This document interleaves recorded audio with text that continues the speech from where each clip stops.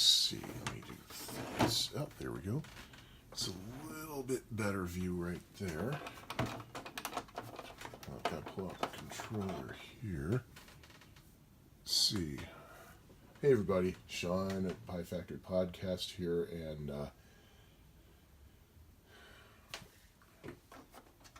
this is not for Victor. This is actually just so I can have a record on highscore.com.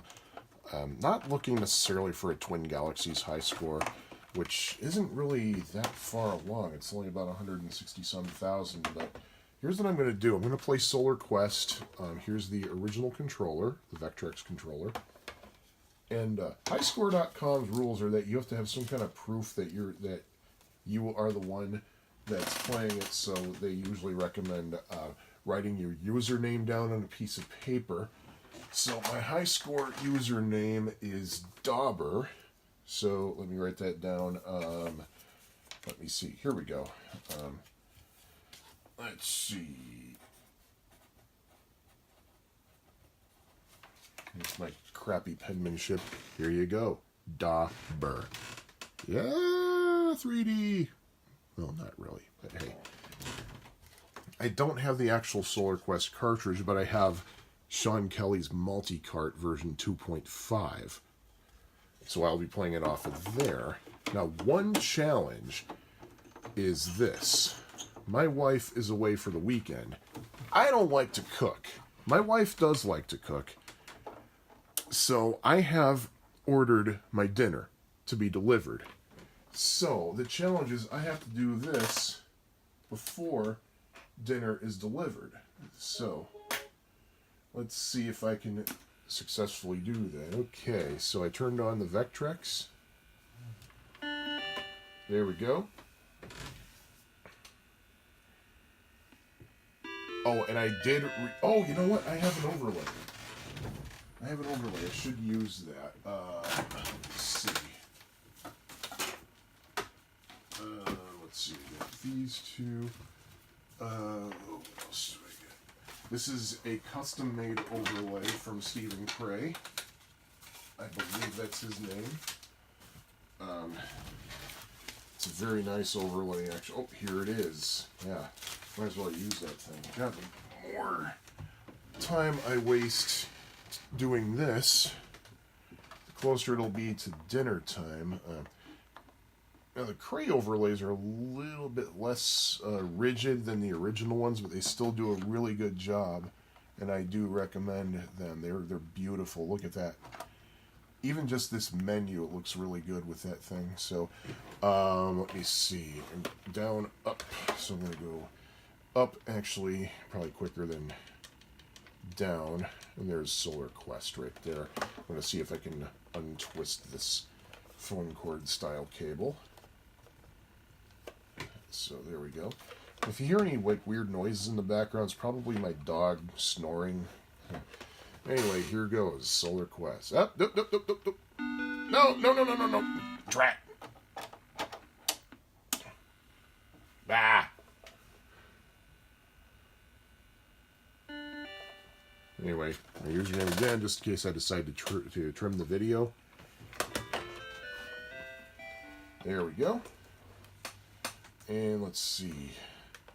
Up, down. Up. Select. I like that bouncy little tune. I don't think it's in the arcade version. Alright. So, actually, just in case, I'm gonna move that a little bit closer. Oh, and here comes my dog. Checking things out. Oh, no, she's just switching positions, actually. Let me see, I'll move this closer to make things a little bit more visual. And let's see. And I'm using this camera phone in the proper orientation, in the horizontal orientation. Note how you don't have those annoying black bars. Okay, so here we go.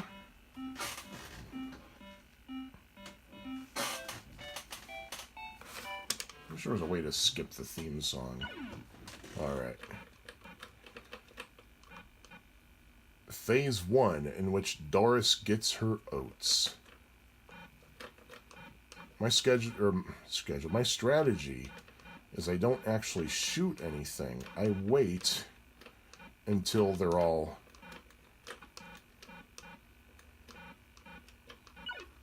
Oh. I keep forgetting that you can just run into that little thing and get 1,000 points. Whoa! Okay, so my strategy is I nuke them. There we go. I think you get more points for nuking and capturing the rescuer, or rescuing the astronaut or whatever, than you do by shooting them and then doing all that. So this is a strategy I used way back in the 80s, and it's one I'm using here in 2018.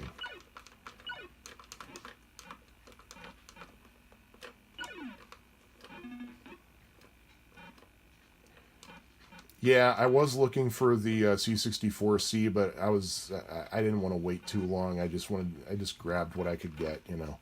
If a 64C comes up, I might consider getting that and getting rid of the bread bin.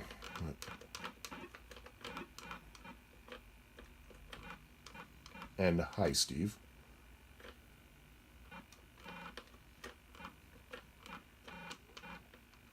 There is one advantage of the bread bin over the 64C, and that's digitized sound plays back much better from what I'm told on the bread bin.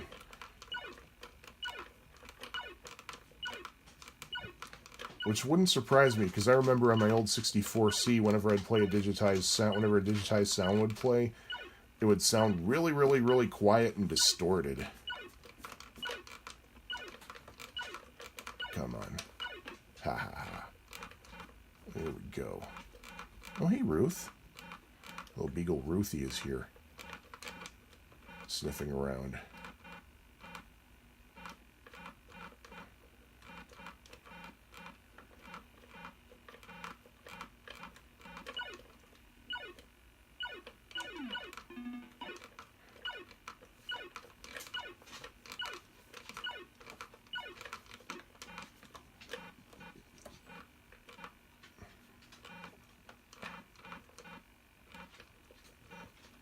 See, the dog already had her supper 2 hours ago, but I haven't had mine yet because I've been doing stuff.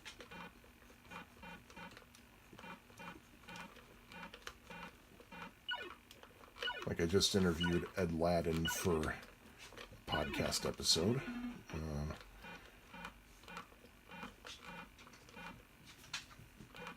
First priority when I got home from having brunch with my parents for Mother's Day was to take care of the dogs, so I did that. Then I had the interview with Ed Ladden for the Atari 7800 Homebrew podcast. I don't know when I'm going to put that, when I'm going to release that. I haven't really thought that far yet, but I at least have it for when I'm ready. So that's what's going on here. Oh, I wonder if the 64C, if Crossroads would look any better, because for some reason, Crossroads, the score, the rows of text, it's against a black background and it doesn't look clear. I can't read the freaking score, and I wonder if a C64C would actually work a little better in that regard.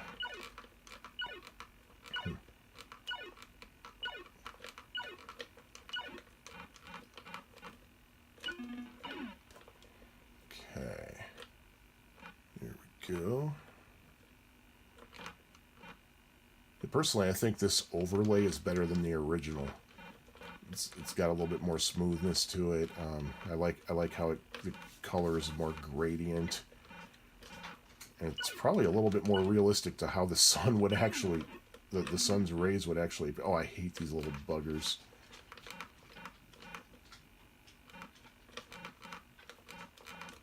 I hate when they do this. It's manageable once you get used to it, but thing is, you gotta get used to it. And every single time I play this game, I have to get used to it. Ah, shart.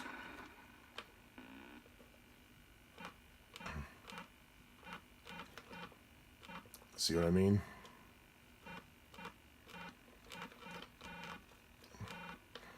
I've tried the arcade version of this in MAME, because there's nowhere within several hundred miles of here at least that has the arcade game.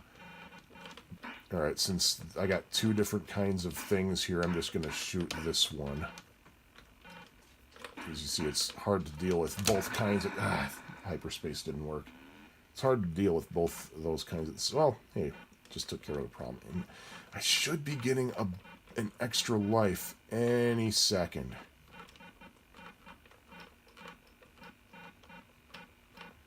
Any second. Okay, and this, I'm also going to shoot that lone one here, too, because we got things that move in it. Or, there we go. Just let it go into the sun.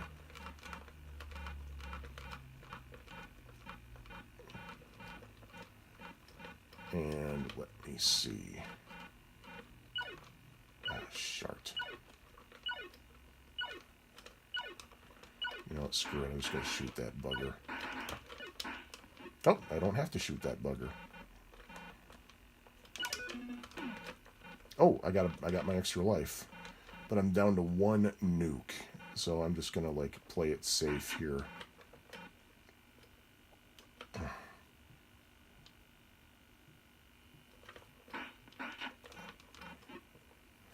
Gonna build up some more nukes. I forgot if it's points or like little rescue thingies that get you the nukes.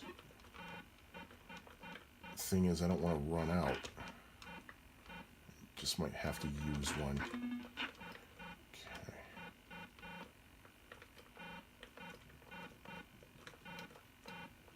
And I think my hard drive is backing up. But that's okay.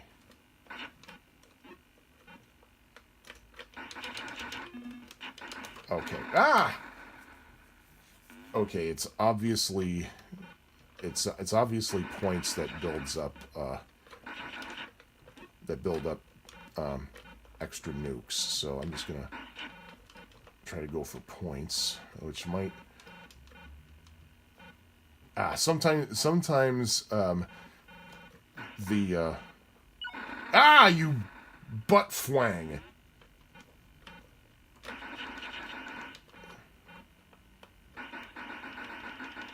But sometimes the escaped astronaut or whatever that is, I forgot the actual term. Sometimes it actually just edges outside of the sun. Even then, I don't think in real life that you'd be able to survive anywhere near this stuff. Oh, that little twerp. There we go.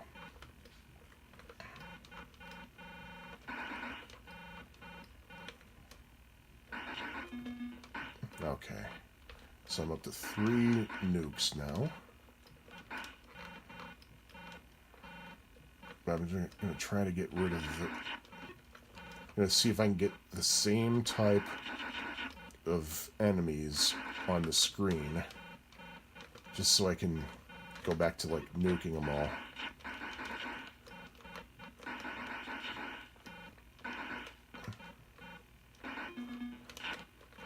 Okay, I'm back up to 4 nukes. So as soon as I get that little... I don't know, that little...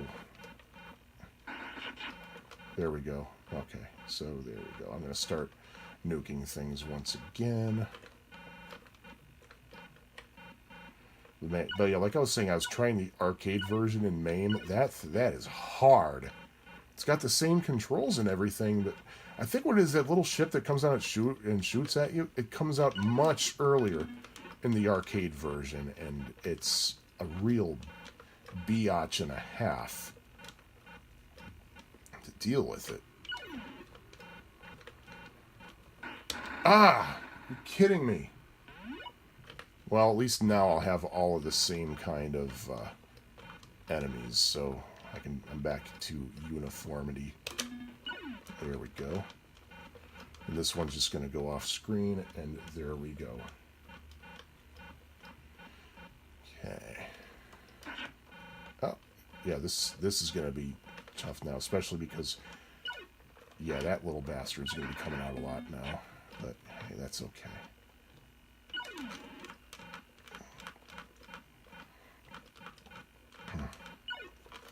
Ah, Frud. Ah, well. Well, there we go. I think I got the high score now. Not good enough for Twin Galaxies, but good enough for highscore.com, and my food hasn't arrived yet. So there we go. Steve, thank you so much for thanks for watching, and thanks for your comment.